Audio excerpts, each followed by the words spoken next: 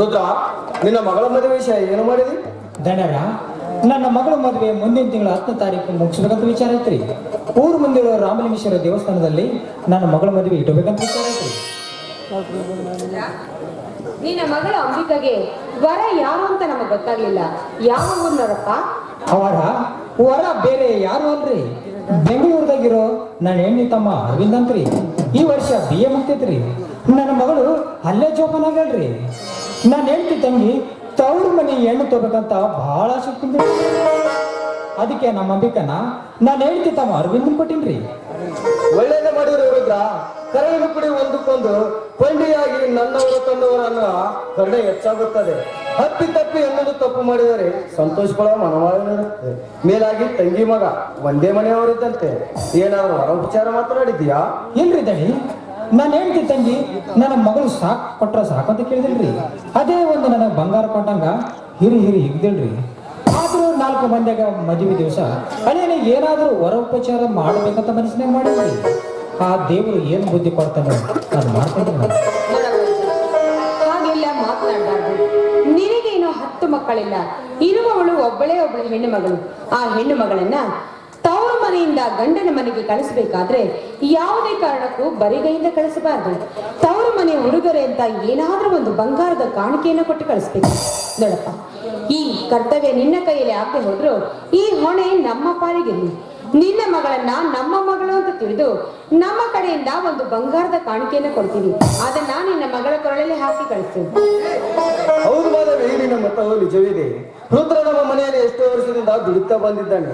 ಅವನ ಮಗಳ ಮದುವೆ ಮಂಟಪದಲ್ಲಿ ಮಗಳಿಗೂ ಆಗಳಿಗೂ ಚಿನ್ನದ ಸರಕ್ಕೆ ಮೈ ತುಂಬ ಬಟ್ಟಿ ಮಾಡಿದ್ರಾಯ್ತು ನೋಡು. ಅಪ್ಪರ ದುಡ್ಡು ಕೊಟ್ಟು ನನಗೆ ಭಾರ ವರ್ಷಬೇಡ್ರಿ. ದೊಡ್ಡ ಗುಣ ಇರೋ ನೀವಿಬ್ರು ಮದುವೆ ಮಂಟಪಕ್ಕೆ ಬಂದು ಮದುಮಕ್ಕಳಿಗೆ ಆಶೀರ್ವಾದ ಮಾಡಿದ್ರಿ. ಅದೇ ನನಗೆ ಕೋಟಿ ರೂಪಾಯಿ ಕೊಟ್ಟ ಸಂತೋಷ ಆಗ್ತೈತ್ರಿ. ದೇವರು ಕೊಟ್ಟ ಶಕ್ತಿ ಒಳಗ ನಾನು ಮದುವೆ ಮಾಡಿ ಮುಗಿಸ್ತೇನ್ರಿ. ನೋಡಿದ್ರ, ತಾಯಿ ಇಲ್ಲದ ಮಗಳು ಅಂತ ತಿಳಿದು ನಾವೇ ಅವಳ ತಂದೆ ತಾಯಿಯಾಗಿ ಹಣವನ್ನ ಕೊಡ್ತಾ ಇದ್ದೀವಿ. ದಯವಿಟ್ಟು ಇಲ್ಲ ಅಂತ ತಿಳ್ಕೊಬೇಡಪ್ಪ.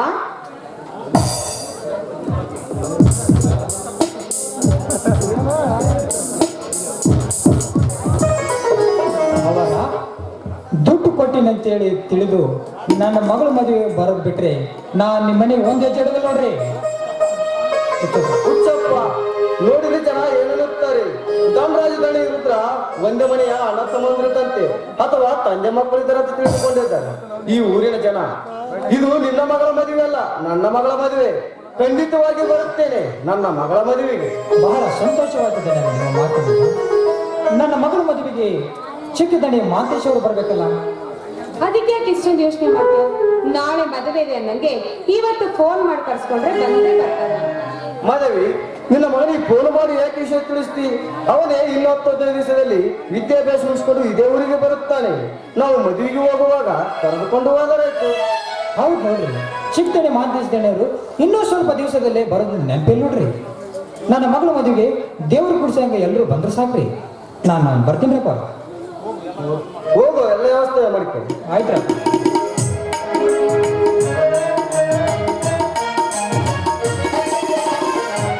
ಮಾಧವಿ, ನಾನು ಸ್ವಲ್ಪ ತೋಟದ ಕಡೆಗೆ ಹೋಗಿ ಬರುತ್ತೇನೆ. ಬೇಗನೆ ಬಂದ್ರೆ ಹುಡುಗ